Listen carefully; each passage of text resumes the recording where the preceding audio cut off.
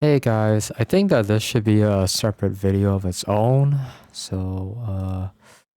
Yeah, I mean, I played the event and I was just finishing it today.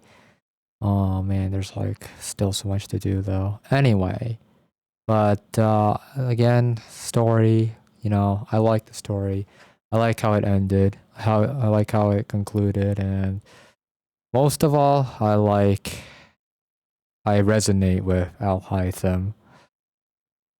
Uh, yeah, so there's three quotes to take in anyway, but the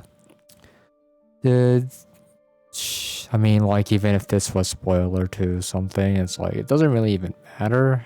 Like the important thing is the lesson that you're taking in from this guy. Okay, whoever like wrote Alhaitham, or I guess they probably even wrote Sumeru in general. I don't really know.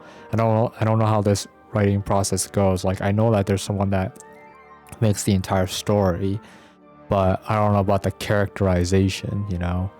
It's like whoever made all this jargon and lore and like philosophies and knowledge talk and stuff like that. Cause like the thing is that in Metal Gear Solid, right? Apparently there were two writers. One was the famous Hideo Kojima, and then the other one is a lot less known. But let's see, I can remember his name right away. It's on the tip of my tongue. Fujishima. Uh, the guy from Gintama. Uh, anyway, but yeah, it was like something like that. The voice actor from Gintama, the Gintoki's voice actor. So it's his name with the last name Fujishima. I think it's something like that. Anyway, anyway, the point is that that guy was probably the guy, the guy that's like more unknown. That guy was probably the guy that did all the tech talk, all the philosophy talk, all the lore talk or whatever. I don't know about the lore talk, but like definitely all the technological know-hows and like just so like in Metal Gear Solid 1, I believe it was anyway. Like they would talk about what did they talk about? Like it was like completely ahead of their time. They probably talked about virtual reality, like training using virtual reality. They talked about uh, the philosophies of war, I guess. But I think that Kojima himself would already like be able to make that kind of stuff. Uh, I just know that there was like a lot of technological stuff that I would never have gotten as a kid if I like read that shit. But like I get it now, and it's like whoa, like this stuff is like stuff that's only applicable like 15 years plus later, or whatever. Maybe not that long. I mean, probably some around 15 years anyway. The point is that there's probably someone that's like separate from the story making, the story writing that made uh, these characters anyway, and probably multiple writers. Actually, it could even be multiple writers. It doesn't have to be just one. But at the same time, the characters can't be as consistent if it's not written by one person usually, because the thing is that multiple character interactions have to be like cohesive and well, I mean, two different writers can just like bounce off each other anyway, so there is that. It is a lot to work with though. Like I wouldn't want to like have to put all this dialogue on one writer for this. I would probably have like three writers bounce off each other for character interactions, if anything.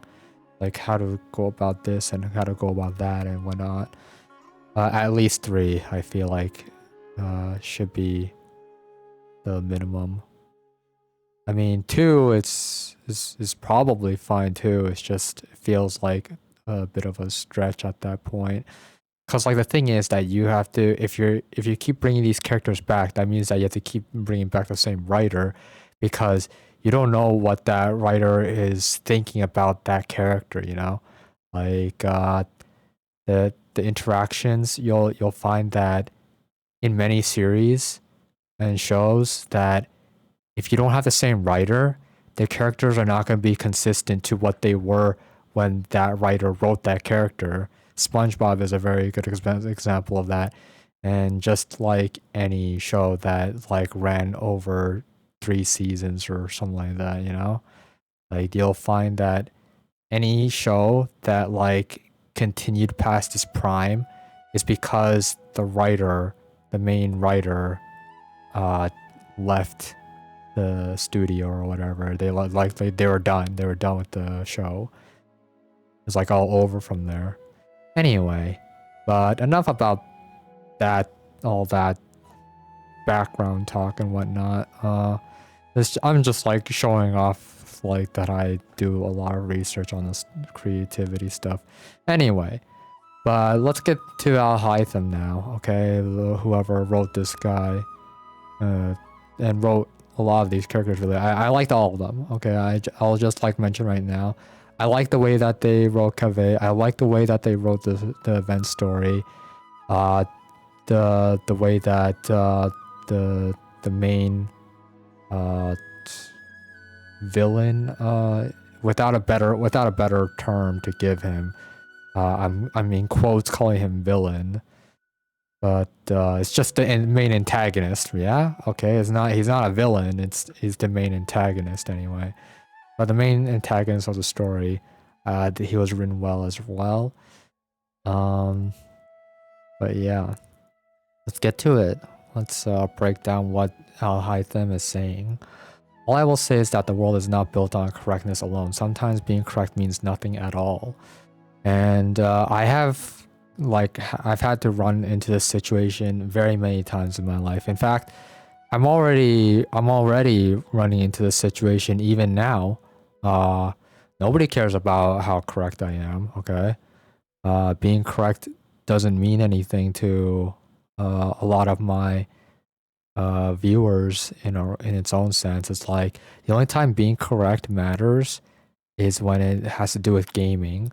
So like, for example, Yu-Gi-Oh, you know, like there's all these rulings and all these game functions and all these interactions with the cards, and like you have to be correct on how you're using the cards, right? And you have to be able to explain why this does what and how this works and blah blah blah. That's when correctness matters. But if you're like arguing with someone, then a lot of the times being correct might not actually matter. It's when they still argue with you even though you're correct, it means that you being correct didn't matter. You know, I have it happening to me so many times. But I mean, even then, it's not like that's like the end all be all kind of thing, you know? Like, even if they still argue with you, you being correct will like afterwards, sometimes, I guess, I don't know if it's all the time, you know? Well, of course it's not gonna be all the time, never mind. It's that sometimes it will affect those people afterwards. So like after like arguing with you, they then have time to think of it for themselves, and then like they reflect on what you said, even though they hate your guts or whatever, I don't know. But I mean, like if someone hates your guts, then that means that they're thinking about you a lot though. So your words would end up being like, you're basically living rent free in their mind. if they are hating you or whatever. And in a way that's your correctness being a negative effect on them or whatever. Just like how Alhaitham, he's always correct about Kaveh and the way that how he's always criticizing him, but and Kaveh like takes it wrong, you know. He doesn't like having to deal with Alhaitham's correctness all the time. It gets annoying for him and whatnot, and of course it would be, like, because he doesn't want to give up on his convictions or his way of life, basically. But in any case, though, like he can't, like, he can't falter, or like there's just something in him that's just like innately screaming in him, that's telling him, that's screaming at him not to like do this, not to do that, and like he follows it over Alhaitham's logic, and that's why he can't stand Alhaitham's logic, because it's just, he can't follow it, you know, like, because of his feelings. But in any case, though, but I mean, as long as you you know, reason with your feelings, find out why is it that you feel the way that you do, then it's not that much of an issue. Well, I mean, it's definitely an issue for the time being. Like, as long as you don't know why you feel the way that you do, then you're gonna have problems. Yeah. At least if you are if you actually care about it anyway. Some people, they don't care about their own why they think the way that they do at all. They just like what they do or whatever, and those are very dangerous people, I feel like. Well, I mean, those that come to the conclusion and have bad intentions are also very dangerous, of course. I mean, that's just a given. But in any case, though, so yeah, that's what that means. Being correct doesn't mean anything sometimes, and he does say sometimes too. That should be emphasized, that he says sometimes. So there are times when, even though you're correct, they know that you're correct, but they don't care that you're correct. They're trying to tell you a message. They're trying to get something through to you.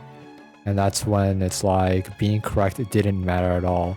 It's like, you said something that was correct, but that's not what the argument's about, basically. That's not what this is about. This isn't about that. This is about something else, and you're not seeing it, kind of thing. It usually has to do with like their feelings, or it's like they're arguing with you, but then, even though it's on a subject that you're on, it's not about that subject. It's usually with like very petty things. So I can give an example. So I would argue with someone about doing like dishes, or like how they should be doing this, because I got upset with them over something that they did earlier or whatever, and then they get upset at me and they tell me what I'm doing, that I did this wrong, or like this should be done this way or whatever, or like, why is it that you don't do that then, blah blah blah. It's like they don't want to listen to me. They don't want to do things my way, you know. And they're like telling me to do it this way, probably because I'm not doing something enough, or I'm not doing enough to them. And so it's like, if I do this, will it change their mind? Will they do that then, you know?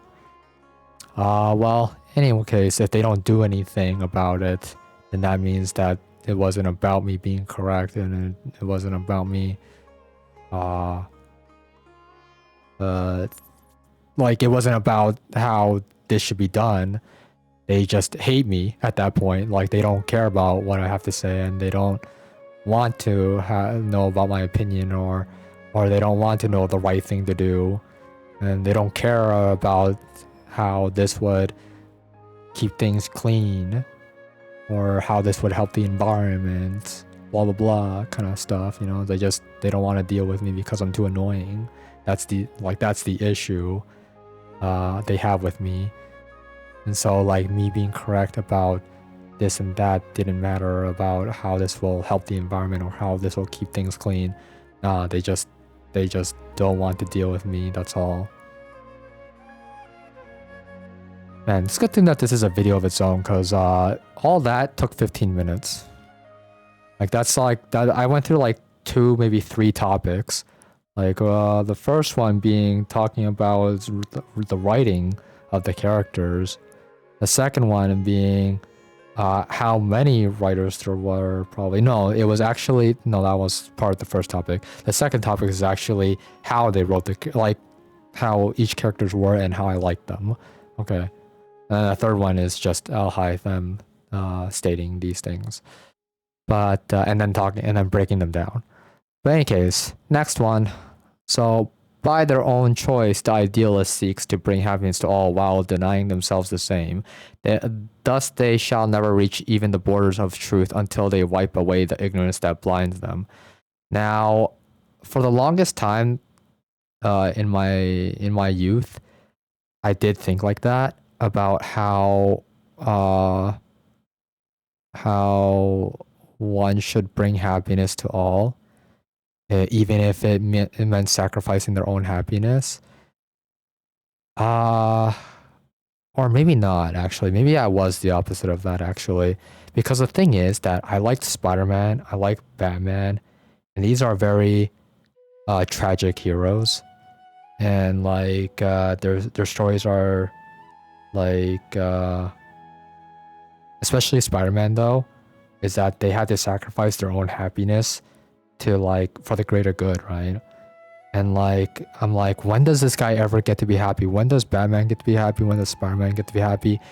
Like it's so sad for them, you know, kind of thing. Especially Spider-Man though. Like it was never ending for him in every, because like they kept rebooting his series and over again, and so like he never gets to be happy. He's always has to go through all these throes of life or whatnot, and then also like being a vigilante that everybody, or like as long as news media like puts dirt on him, right? It's like he gets a bad reputation basically, and then like of course it's against the law to be a vigilante in the first place, so it's like whatever. But yeah, I mean that is how it is with heroes. I mean, it's not like they're ignoring their own happiness though when it comes to heroes. Is that they have to put it aside because they know that their happiness is separate from the safety of others, and if they don't do this, then a lot of people will be like will lose their life or get seriously injured, you know, that kind of thing. And like they know that they have the power to make a change, you know, so they feel obligation to do it. But at the same time, you know, there are people out there that even though they have the power to do this and that, they don't do it because that's not in their happiness, that's not within their happiness, and like it goes against their happiness even sometimes.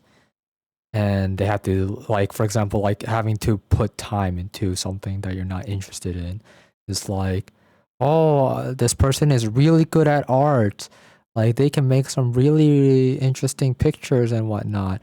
Wow, they could be famous, like they could like make a job out of this, they could make a career out of this. But you know, the artists, they only do this for a hobby. Their real interest is in like I don't know, like the being a doctor, or like singing, or like they want to be a dancing singer, they want to be an idol, I guess.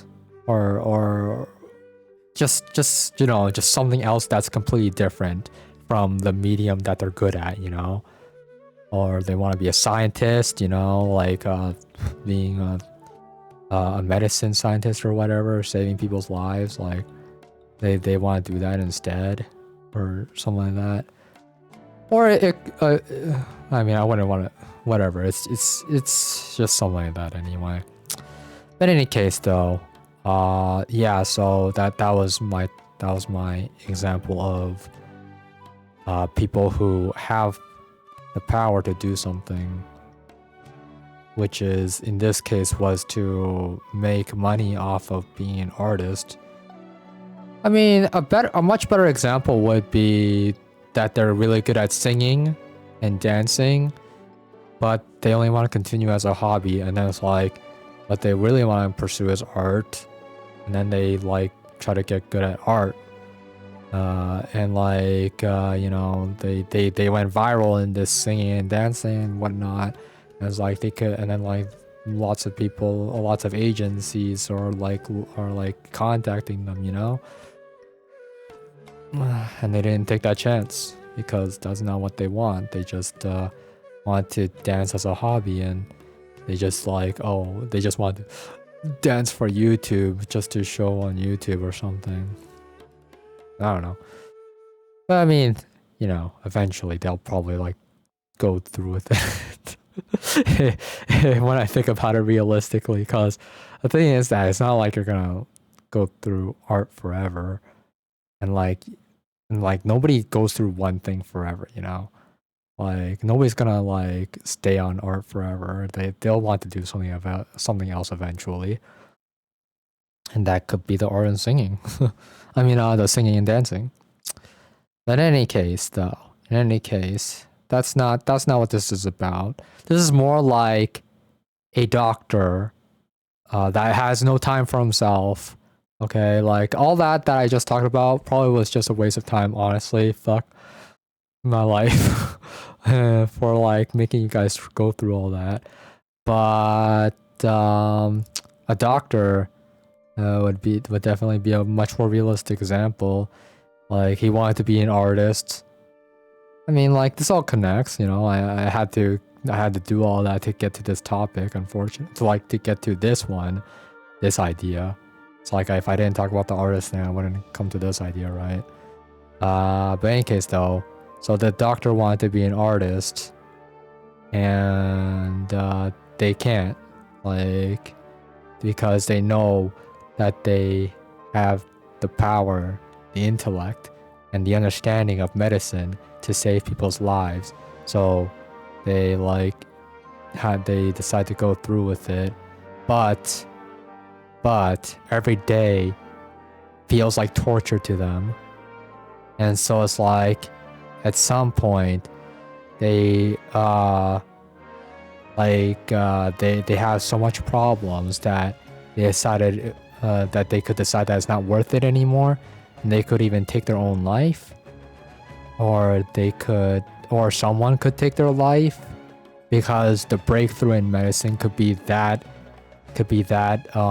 impactful that someone tries to take their life for political reasons, or like it's gonna get in the way of mafia profits or some shit like that, you know, some crazy shit like that. I mean, I think I've seen an article somewhere that like some doctor died on the breakthrough of medicine or something like that anyway. It was something like that. It had to do with COVID medicine. It had something to do with that. But in any case, though, so yeah, something like that can happen. But the one example that's like more relevant to this is suiciding. Okay, because spoiler alert, okay, like if you play the game but you haven't gone through the event story for some reason, even though like this event is like ending really soon, it's ending in 2 days, so you should really get to that. But in any case, yeah, spoiler alert, the scholar that made that's like in the story, the main antagonist took his own life because of he was so stricken by depression and anguish that he took his own life because he hated just how difficult life was for people in the desert. For example, anyway, the desert people have so much like problems just living that he couldn't handle that truth about how difficult it is to live there. But in any case, though, like he was rich and stuff like that. Well, in any case, yeah, his spirit, before he took his life, lived on through this gem, called diadem or something, and so that spirit, that piece of him, was looking for a successor, and that successor was Kaveh, and he felt that Kaveh would make the right choice, and Kaveh's choice was to break the diadem and just donate all the money to the poor villages in the desert, and how to distribute the fund would later be talked about between him and the people that are distributing the prize money. And when he did that, when Kaveh did that, when he broke it and just made that decision, the scholar, he smiled at the end because he felt that was he liked that decision that Kaveh made, basically, and he was like, I knew you were the one. But before that, he was pressuring him into being his successor and taking over the research and all that. And he was very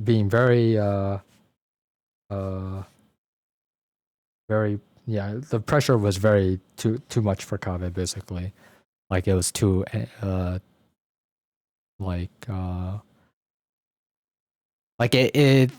was so heavy on him that it was like hurting him, basically. That's how much it was. That's how heavy it was for him. It was hurting him too much. In any case, though, let's see. So yeah, but yeah, basically what Alhaitham is saying is that the doctor should pursue his happiness, basically. That wanted to be an artist, that is. It was like, if they keep ignoring their artist want or whatever, they'll just keep suffering, and they should pursue it, that happiness, if they're too miserable. So they can like give up at some point, and then go into the art and then see where that takes them. Because the thing is that everybody needs a balance, basically. And if you don't balance yourself, right, you can't gain new perspectives. The person that's being the doctor and suffering every day, he can't gain a new perspective with the way that he's living, because he's just like constantly in a vicious cycle and going through hell, and like what everybody is like trying to tell him is like not getting through to him. But if he changes his lifestyle and goes through that art stuff, then he's going to have a different perspective, and then he can finally see things in a different light, and then he'll finally understand what it is people were trying to tell him. That kind of thing. And that was a lot to like say for all that. But that's how I work anyway. I like go through the process and just let the flow go, and eventually come to the answer that I need to come to anyway. Eventually I get there, you know? That's all that really matters, is that I get there eventually.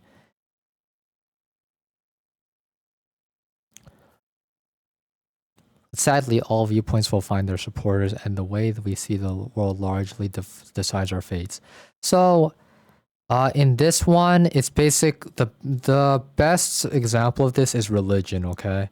So, there are people that don't believe in religion, and there are people that do believe in a religion, and then everybody has their own religion as well.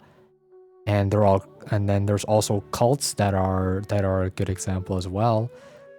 People who have no rationale and like just blindly believe in something because their life threw them around so much that they have become so desperate that this is what their copium is. It's like this is basically their copium to way of dealing with life, is to join a cult and find their happiness through that, and then like that cult kills themselves because of some belief that they'll be like accepted in heaven if they do that or whatever. In any case, and so there are some people that have regrets and blah blah blah. Like nobody, like a lot of people truly didn't.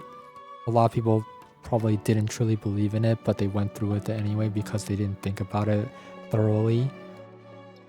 And then there's also religion, of course. They believe in this god, they believe in that god, but I find that generally a lot of the teachings are around the same. That's what kind of matters that's what matters the most in that in their religions, because in the end, like, you can believe all these stories and whatnot, but at some point the content dries out, or like there's not much to it anymore. And in Catholic religion, in their churches, they always tell these stories and they give the moral behind the story, because the moral is what matters to them. I don't know about other religions, but I do believe they'll follow the same pattern anyway. And the moral is always what people take away from these stories, And it's the same with stories in general, usually, is the moral behind them. Like, even in anime, One Piece, for example, is like the friendships, the reason that they fight for each other, the characterization, whatnot, and all these stories. It's what you take away from it. The morals usually is the case anyway. But in any case, though,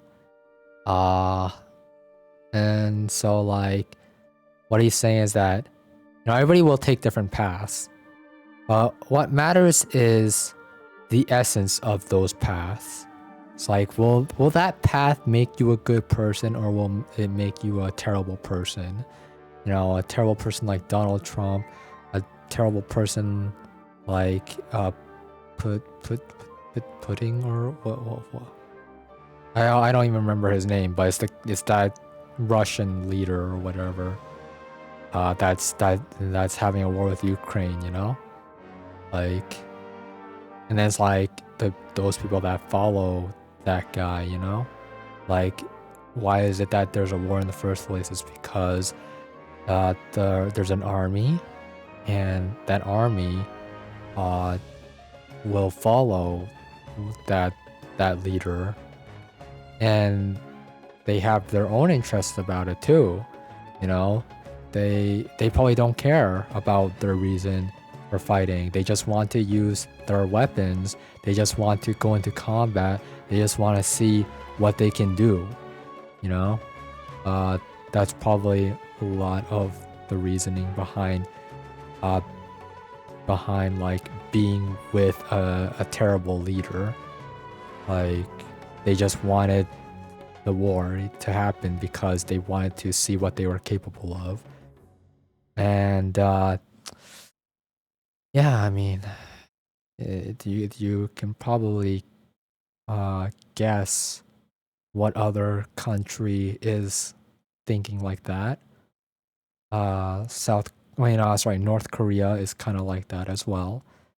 But there is another one that is very well known, and yeah, I mean, very prideful of their country. Um, you know, I won't say, just to keep things safe for myself, I guess. If I were a big influencer, this would cause a lot of trouble for me. Let's just say that. But yeah, it's like, crossing lines. You gotta pick your battles in a way. But yeah, I mean, I'm sure that people know what I'm talking about anyway. And it's good to keep things open-ended so that I can't be liable, or like they have nothing on me. And like come on, it's very vague. Like, it could be any country, it could be China or something. But I'm sure that people have a good idea anyway. In any case, though, yeah, those in power and those that have their own convictions, their own values, very selfish ones that have to do with wanting to test their power, they align. One wants to rule, and the people that follow those that rule just want to test their capabilities, the power that they accumulated, the money spent on military and their training, all that won't go to waste, in quotes. In any case, though, I do hope that it doesn't come to that point where, they align. It came close to aligning, or it probably did actually align, actually, but it just didn't go in their favor because the world is more powerful than them, And as long as the world works together to like keep these people in check, to keep these countries in check, then there's not too much of an issue anyway.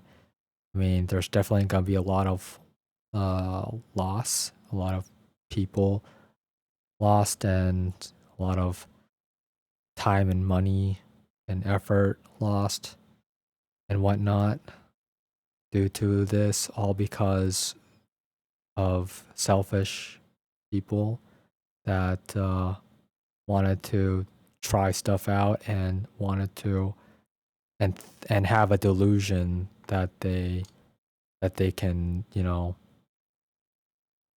that they can rule more land or rule more in general. I mean, that's like when even if one thinks that I'm putting it too simply, that's the true essence of it anyway. Like even if you want to like say that it's more complicated than that, it really isn't.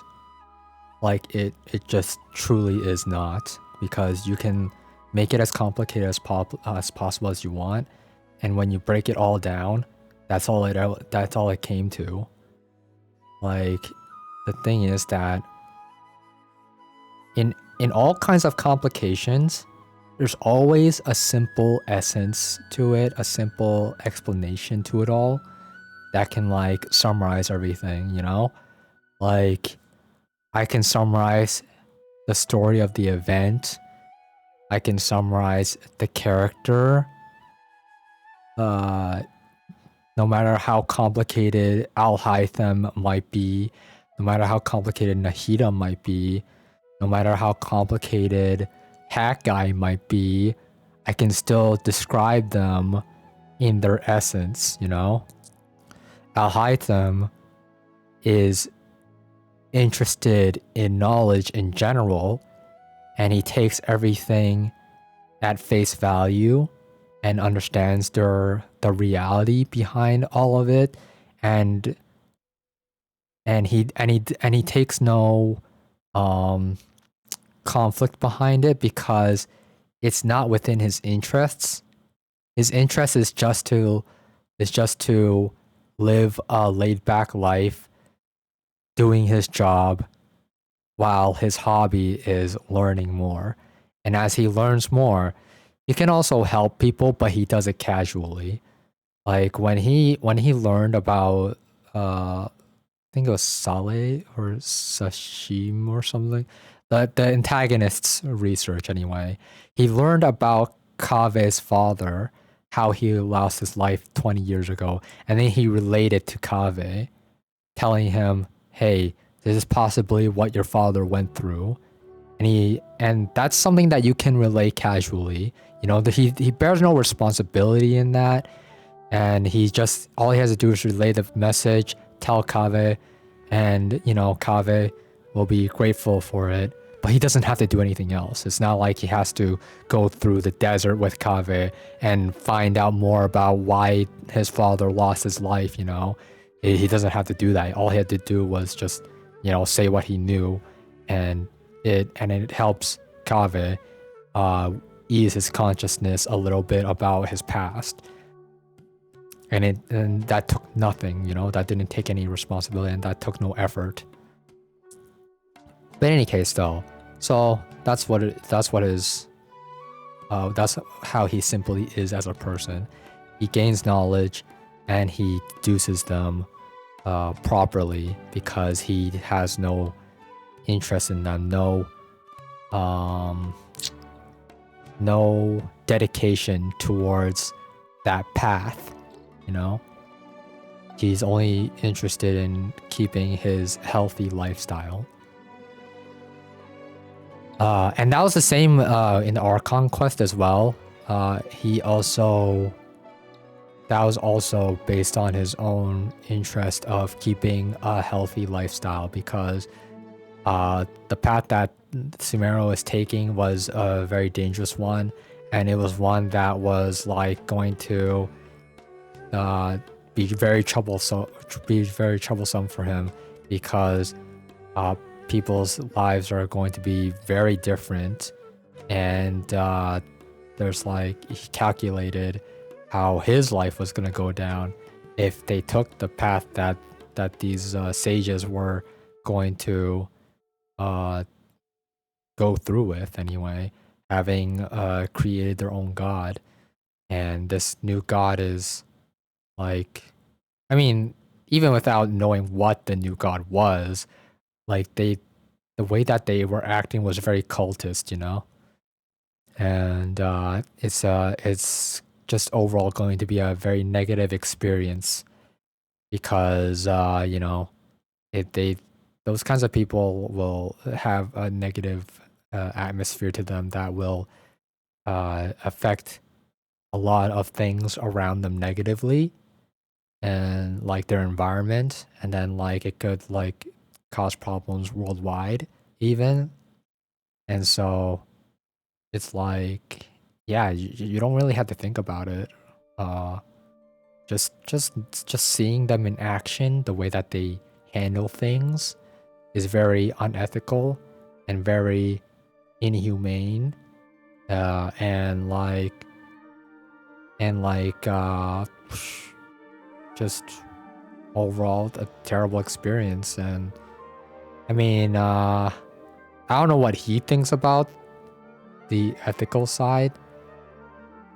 Actually, I do know, actually, because in his own story, he does like emphasize that, you know, he wouldn't do these things himself, and it's like he knows the value you know, of human life and the value of keeping things orderly and keeping things from just looking all chaotic and just being terrible anyway. It's just bad people, you know. Don't let the bad people win. I think that's simply how I should put it. Don't let the bad people win. Bad people, don't let them win. Bad people winning means bad things happening. Like, isn't that how it should be anyway? Like, just explain it the Razor way. There's this meme about how Razor can explain things very simply. And that's how it should be.